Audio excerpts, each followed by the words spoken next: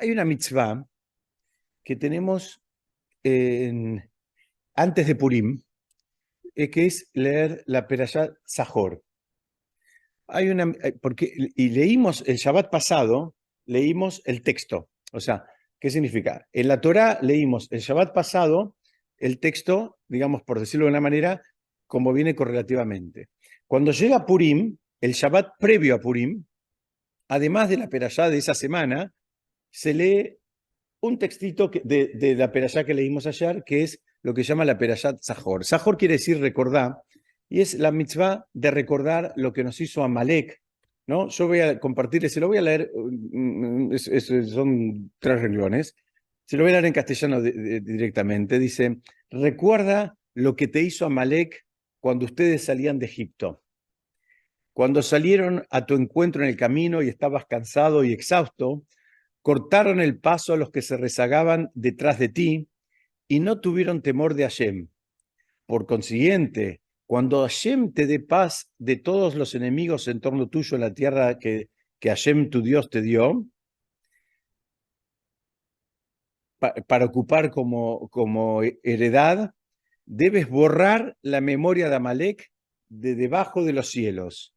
No debes olvidar. Entonces, acá vamos a hablar varias cosas. Por un lado es una mitzvah concreta que te dice, en hebreo se dice, Timje et zecher Amalek. Tenés que borrar el recuerdo o la memoria de Amalek. Después dice, debajo de los cielos. Y por último te repite y te dice, no debes olvidar. Entonces, de vuelta, repaso un poquitito. Esta es una mitzvah que recae en todo tiempo y lugar, que es recordar qué es lo que te hizo el pueblo de Amalek.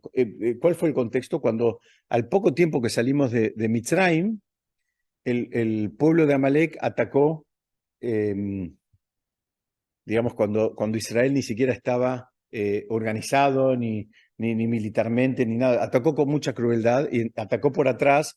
Entonces a los que estaban rezagados los iba captando. Entonces acá la Torá te dice, mira, no te olvides de todo eso. No te olvides de todo ese episodio, no te olvides, y te establece una mitzvah que es borrar el recuerdo de Amalek de abajo de los cielos y que no te lo olvides. Y tal es así que, en alguna medida, este parrafito que acabo de decir se lee 2 veces en el año. Lo leímos en la Torá el Shabbat pasado y lo vamos a leer, si Dios quiere, el Shabbat previo a Purim. No sé cuándo cae Purim, pero generalmente cae en algún momento entre mitad de febrero y mitad de marzo, ¿no? Más o menos para que se ubiquen. Entonces, cuando llega esa época, leemos estos 4 renglones que yo les acabo de leer. Entonces, acá hay un montón de preguntas en relación a esta mitzvah. Y esta también se lee, es interesante, siempre se lee en el mes de Lul. O sea, siempre se lee antes de Rosh Hashanah. Y por eso es que también elegí detenerme un poquitito en toda esta mitzvah. Hay distintas opiniones. Yo primero voy a compartir con ustedes algunas opiniones. Hay libros clásicos, uno se llama el Sefer HaChinuch, que dice que esta es una mitzvah que recae sobre los hombres, no sobre las mujeres.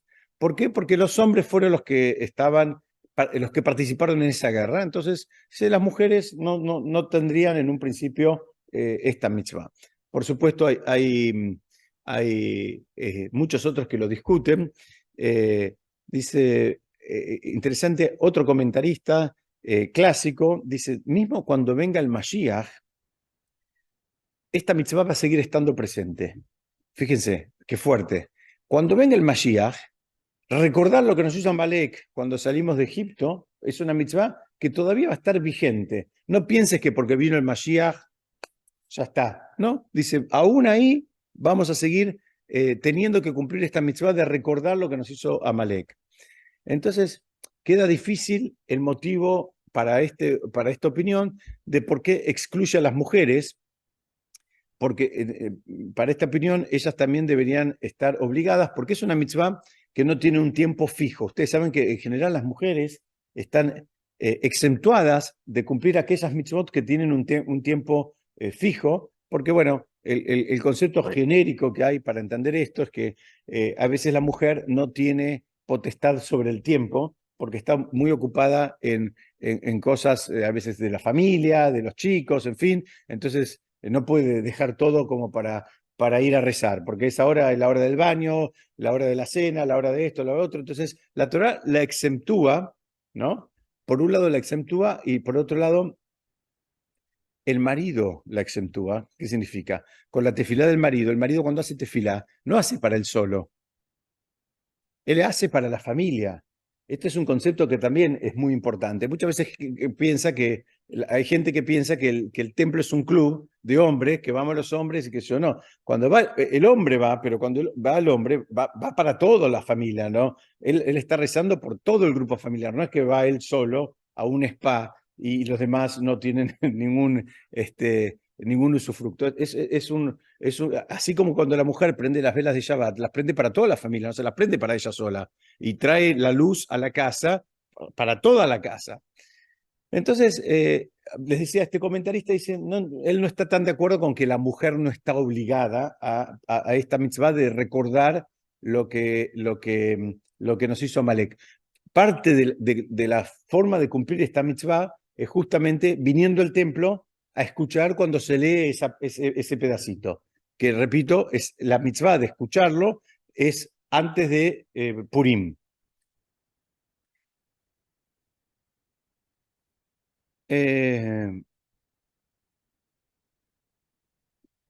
Algunos se preguntan, dice, bueno, si esta es una mitzvah que la vamos a seguir cumpliendo, aún cuando venga el Mashiach, dice, entonces, no debe ser solo para borrar el nombre de Amalek, porque ya se supone que Besat Hashem cuando venga el Mashiach, ya va a ser un tema superado, el tema de Amalek, tema de no Amalek, ya digamos, estamos en otra instancia y digamos, no debería estar pendiente la idea de borrar el nombre de Amalek aún cuando vino el Mashiach. Entonces, ahora vamos a empezar a hacer algunas preguntas. Primero, hay algo que no aclaré, Baruch Hashem lo hago acá en el medio de la pregunta. En el relato de la Torá, esto aparece exactamente 40 años después de que pasó. Es decir, salimos de Mitzrayim, Amalek atacó, pasaron 40 años y Moshe dice, tienen que acordarse lo que les hizo Amalek. Y la pregunta obvia es, ¿por qué no lo dijiste el primer año?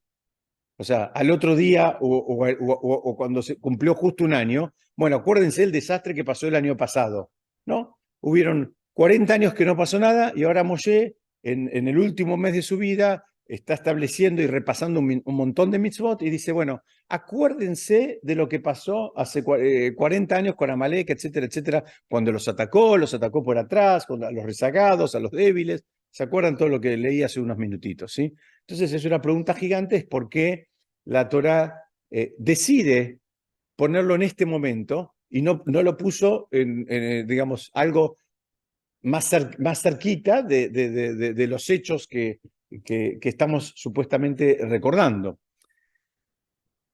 Otra pregunta, hay una pregunta muy grande, lo que pasa es que es una sutileza del hebreo. Cambia entre singular, plural, singular. Se los voy a leer de vuelta en castellano y se van a dar cuenta. Dice así, esperen que lo encuentro acá, dice así. Dice, recuerda, no dice recuerden, está hablando en singular, en hebreo se dice sahor, no dice sihru, no dice recuerden, dice recordá a uno. Lo que te hizo Amalek cuando ustedes salían de Egipto, ahí cambió a plural. Empezó en singular, se fue al plural. Dice, cuando salieron a tu encuentro en el camino y estabas cansado. Si quieres ser congruente, tendría que decir, y estaban cansados. ¿Se entiende? Empezó la oración en singular, en el medio habló en plural, terminó la oración en singular de vuelta. Y es pregunta, ¿qué está pasando acá? Ustedes saben que la Torá no se equivocó, no es que había un error de tipeo o un error gramatical. Cuando se encuentran estas anomalías, los jajamim saben que hay algo que aprender de ahí.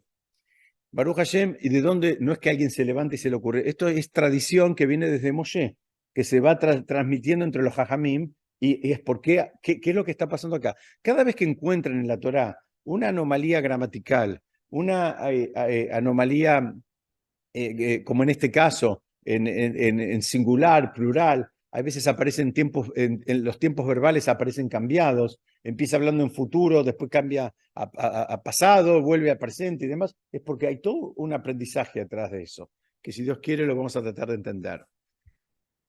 Y después dice, no te olvides, y dice, ya te dijo, recuerda. O sea, si ya te dijo, no, recuerda, no hace falta que te repita, no te olvides. No es mi esposa cuando me pide que le haga las compras en el súper, que me lo tiene que repetir 100 veces porque me olvido. No es eso, estamos hablando de la Torá. La Torá en general tiene una premisa también, que es usar la mínima expresión. La Torá no tiene frases superfluas, no tiene frases de más. Entonces, si hay algo que se puede decir con 10 palabras o con 30, te lo va a decir con 10. Y acá elige por algo un lenguaje doble. Recuerda y no te olvides. Te está machacando un poco, entonces, ¿qué pasa? Entonces, el Talmud, en el Tratado de Megilá, en la página 18, dice que, vamos a empezar de atrás para adelante. Cuando dice recuerda y no te olvides, dice, hay dos maneras de cumplir esta mitzvah. La de recordarlo es con la boca, es diciéndolo, contándolo, compartiéndolo, leyendo la Torá. Eso se cumple cuando vos lo decís, ¿no? Cuando vos decís, eso se cumple porque aparte a vos te refuerza la idea, al que la escucha le refuerza la idea, a tus hijos le refuerza la idea, lo que escuchan es un canal de incorporación de información muy importante. Dice, cuando dice no te olvides, el Talmud dice, se refiere a que la mitzvah está en el corazón, que en tu corazón no se olvide. ¿Qué significa esto? Dice que a veces podía haber en momentos, al pueblo de Israel vivió muchos momentos donde no tenía libertad de profesar y de hablar y de decir y demás. Dice, bueno, si se llegara a dar el caso que estás en un contexto donde no podés vociferar mucho, digamos, los milagros que nos hizo Hashem, bueno, por lo menos en tu corazón, que no siga de largo, en tu corazón, digamos, registrarlo, tenerlo presente. Esto es algo también, cuando yo estaba preparando y me encontré con esto es importantísimo. Son dos cosas, es lo que sentimos y lo que podemos decir. Las dos son importantes. Las dos son importantes. A veces pensamos que solamente con lo que sentimos, pero si no lo pudimos decir, a veces no se sabe. A veces no alcanza. Son dos cosas. Es lo que uno siente y lo que uno puede decir. Es distinto. Entonces, pero sigue también. ¿Por qué no dice peronita? Bueno, la Torá usa, está muy bien la pregunta. Acá me están preguntando si era tan importante decirlo, ¿por qué no dice directamente decirlo? La Torá, al establecerte inclusive la mitzvah, ese aprendizaje para los jajamim era muy simple. Si lo tenés que recordar, es como el Seder de Pesaj. El Seder de Pesaj, si lo recuerda, relatándolo, no en el corazón. Por supuesto, con el corazón también, pero lo tenés que relatar, lo tenés que decir, porque es una forma de que participe un sentido más. Ustedes saben que hay una mitzvah. A mí, por ejemplo, me cuesta mucho esto que voy a decir. A mí, yo cuando estudio, necesito silencio, inclusive propio. ¿Qué significa? Es normal que la manera de estudiar Torah es leyéndolo en voz alta, no leyéndolo para adentro.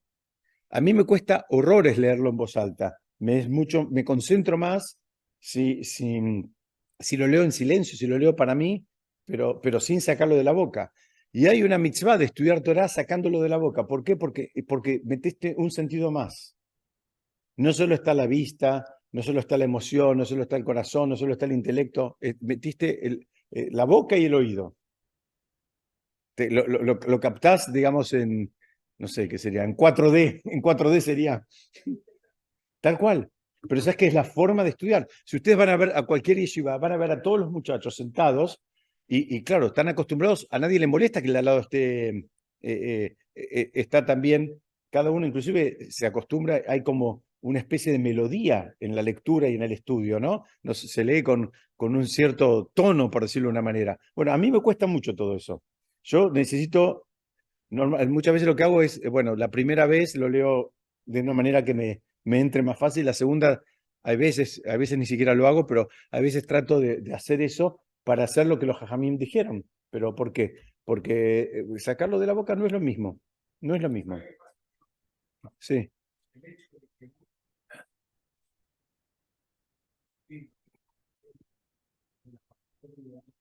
Para mí, para silencio, lo leo para mí.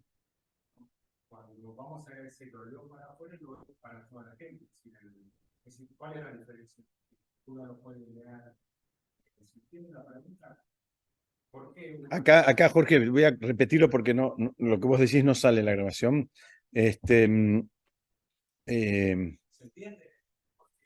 Sí, pero yo te pregunto, déjame que la repita. Jorge dice, bueno, que él entiende que cuando él lo lee para adentro es como que lo lee para mí, y si lo lee en voz alta es como que lo está leyendo para involucrando a más personas. Pero te hago una pregunta yo ahora. ¿Qué pasa si estás solo? Estás solo en el living de tu casa, estás tomando un cafecito, y entonces ahora tienes dos opciones. O lees el texto, el mismo texto que vos mencionaste, lo lees para adentro, como la mayoría de las personas leemos, o lo lees pronunciando palabra por palabra, en el idioma que sea, ¿eh? Puede ser en hebreo, puede ser en castellano, puede ser el idioma que sea.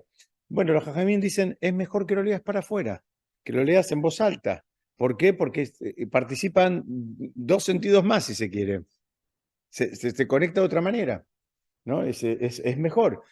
Más y más, si hay gente al lado que te va a estar escuchando, entonces va a decir, ah, bueno, está bueno lo que está diciendo. O sea, mientras otros están haciendo otra cosa, tal vez puede captar, aunque sea un pedacito, una idea de lo que vos estás leyendo.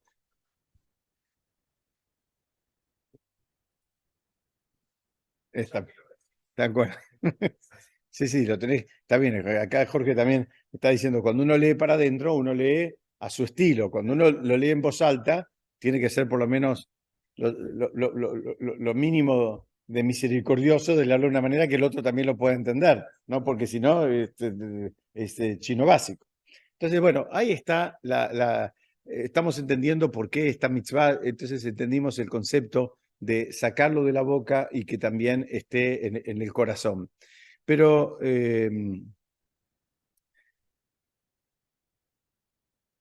hay un par de preguntas más. El versículo aclara que dice, Sajoret ayer sale Amalek, recuerda lo que te hizo Amalek, Baderech, en el camino, Betzetehem mi Mitzrayim, cuando salían de Mitzrayim.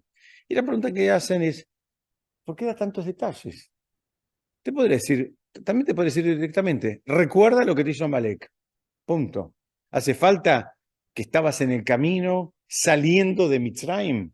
Ya les dije hace 3 minutos el principio que la Torá en general busca la mínima expresión. Y acá está dándote detalles en el camino cuando salías de Mitzrayim. Podría haber dicho cuando salías de Mitzrayim. Evidentemente te atacó en el camino. ¿Dónde te va a atacar? ¿En dónde por qué hace eso? Y también dice, y estabas cansado y exhausto, ¿no? Y dice, y no tuvieron temor de Hashem. El versículo dice así, y no tuvieron temor de Hashem. Y la pregunta que hacen los comentaristas dice, ¿a quién se refiere? ¿Quién es el que no tuvo temor de Hashem? ¿Está hablando de Amalek o está hablando de Am Israel? El sujeto de esta oración no está muy claro. Y es muy interesante porque si está hablando de Amalek, es obvio que Amalek era un pueblo muy cruel, tal vez uno de los más crueles que existió. ¿Y qué novedad es que no tenían temor de Hashem? No estamos tratando con gente sagrada y elevada. ¿Qué novedad me viene a decir el versículo de que no tenían temor de Hashem? Y si está hablando de Am Israel, ¿sí? ¿Por qué lo dice acá? ¿Por qué ahora acá se acuerda, ¿no? 40 años después de que pasó, que no había temor de Hashem? Entonces, para explicar esto, voy a utilizar un ejemplo que encontré en un libro. Todo esto que estoy compartiendo con ustedes está basado en un capítulo de un libro del Rav Dom, y él trae un ejemplo que dan los Jajamim. Dicen que había un rey que tenía un campo que tenía cultivado con muchas frutas. ¿Y qué pasa? Agarró el rey y puso un perro a cuidar el campo, para que era común, la gente entraba y robaba frutas del campo. Entonces, para que cuide un perro guardián, como quien le dicen, ¿no? Es un día, un amigo del rey entró a robar frutas al campo y el perro lo mordió. No solo lo mordió, sino que le rompió las ropas. O sea, lo mordió a él un poquito y un muchito a las ropas. Le dejó las ropas todas rotas. Entonces, el rey se entera de esto. ¿Y el rey qué puede hacer acá? O sea, hay dos caminos. Uno, decirle al amigo: pensé que eras mi amigo, ahora entraste a robarme las frutas. Pero también lo va a avergonzar al amigo. Y ustedes saben que hay una mitzvah de no avergonzar a nadie, nunca. Y el Talmud es durísimo con aquel que avergüenza a otro en público. En hebreo se llama Amalbim Panim Berrabim, Amalbim Panim Javeró Berrabim. Es como que le hace emblanquecer la cara al otro de la vergüenza, ¿no? Que va cambiando de colores, porque se emblanquece, después se pone colorado normalmente. El Talmud entiende que eso, primero, es lo mismo que matarlo. ¿Por qué? Porque hay un movimiento de sangre. O sea, la sangre no salió afuera, está dentro del cuerpo, pero la sangre se movió. Vos provocaste un movimiento de sangre y se fue. Primero se puso blanco, como que la sangre se le fue a los pies, ¿no? Y después se puso colorado, porque la sangre se le subió a la cabeza. Ese movimiento de sangre es lo mismo que Hasu Shalom, que matarlo, porque la sangre, dije, no salió afuera, pero se movió adentro. Generaste un movimiento de sangre. Y el Talmud termina diciendo: el que hace eso no tiene parte en el Olam Abba. Entonces el rey dice: no, si yo le digo esto, él se va a avergonzar porque es mi amigo y supuestamente no debería haber hecho esto, va a estar avergonzado, entonces no le digo nada. Entonces, ¿qué hace el rey? ¿Qué hace? Le dice: che, viste que este perro más loco que tengo, que muerde a cualquiera que pasa por ahí, qué sé yo, tengo que ver si, no sé, le pongo una correa o un bozal o algo, porque este perro te atacó y no sé qué, y no te reconoció que eras mi amigo. De alguna manera el rey le está diciendo sutilmente: sé que entraste, no le eché la culpa al perro. Y a buen entendedor, pocas palabras, ¿no? Estamos, en lugar de ir de frente, es decir, yo sé que fuiste vos y que entraste y que el perro te mordió, pero este perro es un zapallito relleno, no entiende nada y no te reconoció como que eras mi amigo. No le dijo de frente todo lo que le tenía que decir, y ya con eso, digamos, se entiende lo que él quería decir. Entonces, ahora vamos a tratar de empezar a unir algunas cosas que dejamos abiertas. Dice así: todo esto, digamos,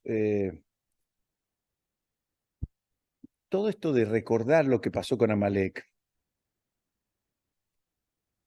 tiene una capita mucho más profunda, que no es recordar lo que pasó necesariamente con Amalek, sino recordar lo que causó que pase lo que pasó con Amalek. De vuelta, no es solamente recordar la guerra esta que pasó, que Amalek atacó, ¿no?, a un pueblo desarmado y débil y exhausto, sino recordar qué fue lo que pasó para que Amalek terminara atacando. Y los Jajamim establecen tres cosas. Dicen, es una frase que es muy interesante. Dicen: mira, así como un médico, cuando está tratando de curar un paciente, tiene que tratar de detectar el origen del problema. ¿sí? Tiene que, creo que toda la habilidad del médico es el diagnóstico y entender cuál es el origen del problema. ¿Dónde está el problema? Dice, después, en hebreo se llama que hay también Rofim del Nefesh. Hay médicos de la Neyamá, del alma. Dice, los médicos del alma también tienen que entender dónde está el problema. Entonces acá está hablando y dice así. Dice, hubieron 3 problemas en Am Israel que provocaron este ataque. El primero, descuidaron la Torá. Ellos estaban con Moshe, tenían la posibilidad de estudiar y hay un momento que habla la Torá que llegaron a un lugar que se llama Refidim y en realidad la Torá entiende que ahí hay un juego de palabras, los comentaristas que están diciendo que ahí es como que se desentendieron un poco de la Torá, se relajaron, se aflojaron. Entonces hubo un descuido en el estudio de la Torá. Y sabemos que el estudio de la Torá es fundamental para nuestras almas. Así como tenemos un registro de lo que el cuerpo necesita, tenemos hambre, tenemos frío, tenemos sueño, tenemos sed, el alma también necesita cosas para estar bien, para fluir, para estar contenta cuando tiene que estar contenta, para estar triste cuando es un momento de estar en tristeza. Todos conocemos gente que a veces, lamentablemente, está descompensada espiritualmente y cuando tiene que estar triste está contenta, cuando tiene que estar contenta está triste, no entiende. Bueno, esto es porque el nefesh, la neyamá de la persona no está bien. No está bien. Entonces, la Torá es uno de los grandes nutrientes que tiene la Neyamá. La Torá la Neyamá no se nutre de la rica torta que vamos a comer ahora en un rato. A la Neyamá no, le llega un poquitito, pero muy poquito. La Neyamá se nutre también se nutre de los alimentos, pero no del alimento en sí mismo. ¿Saben de qué se nutre la Neyamá? Cuando haces la verajá del alimento antes de comerlo y después, tomás los nutrientes espirituales de ese alimento. Pero básicamente la Neyamá se nutre de Torah y ellos hicieron lo que llaman en hebreo Bitul Torah. Tenían un espacio y lo anularon, lo desperdiciaron. Segundo problema, estaban divididos, estaban peleados. No había unión en Am Israel en ese momento, no había unión. Y los Jajamim aprenden porque cuando, por ejemplo, estaban en el monte Sinaí, dice, una vez más dice que el pueblo estaba pero en singular. En castellano es igual, pero porque si estás hablando de pueblo, usas también singular, pero en hebreo la Torá utiliza un término que aplica a uno y está hablando del pueblo. Dice no, porque estaban, así dice el Talmud, que Ishehad que Levejad, como una sola persona, como un solo corazón. Había unión. En este momento donde Amalek atacó, no había unión, estaban divididos. Segundo problema, Am Israel es una mitzvah y uno tiene que estar dispuesto a hacer el esfuerzo para que haya unión, para que haya armonía. Es muy importante eso y en ese momento no se había logrado. Y la tercera cosa, media inverosímil pero real, desafiaron al mismísimo Hashem. En un momento le preguntan a Moshe, le dice, ¿está acaso Hashem entre nosotros o no?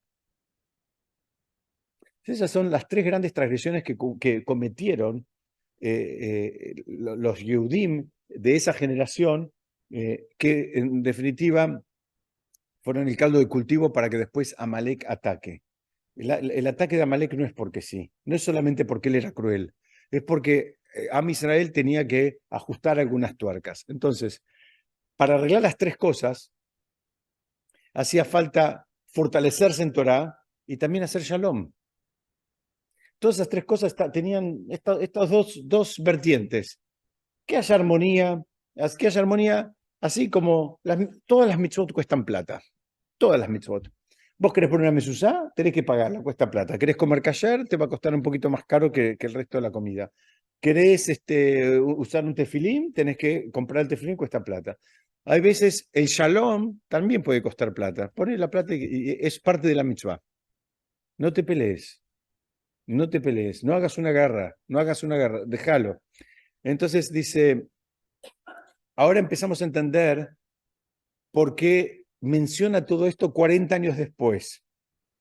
Primero, porque utiliza el mismo método del rey que les conté de esa historia, ¿no? Utiliza un método de digamos, un poquito más de una insinuación.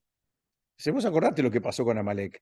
En realidad no te tenés que acordar lo que pasó con Amalek. El trabajo es acordarte lo que permitió que pase lo que pasó con Amalek. Ese es el trabajo que tenés que hacer. ¿Sí? Entonces dice, y además, si hubiese pedido la Torá que borres el recuerdo de Amalek, inmediatamente, al otro día, al otro año, uno podría pensar, bueno, Hashem lo odia, es un tema con Hashem, entre Hashem y Amalek, y no sé qué, no sé cuánto. Uno no entendería de qué se está tratando. Ahora viene la Torá y te habla 40 años después, te está diciendo el equivalente al caso del rey, que en lugar de decirle, che, entraste a mi campo a robarme las frutas, te está diciendo, ese perro, qué malo que es. Acordate a Amalek que es muy malo. ¿Sí? Y ahora vamos a entender por qué cambia de singular a plural y vuelve a singular. ¿Por qué? Porque lo que dije hace un ratito, no había unión. El pasuk está encriptado y te está singularizando. Mirá, empezaron así, en el medio hubo desunión y después hubo unión, como diciendo, es posible, hubo unión en algún momento. Ahora están a los tortazos. Ahora hay un momento de desunión. Entonces te lo está mostrando.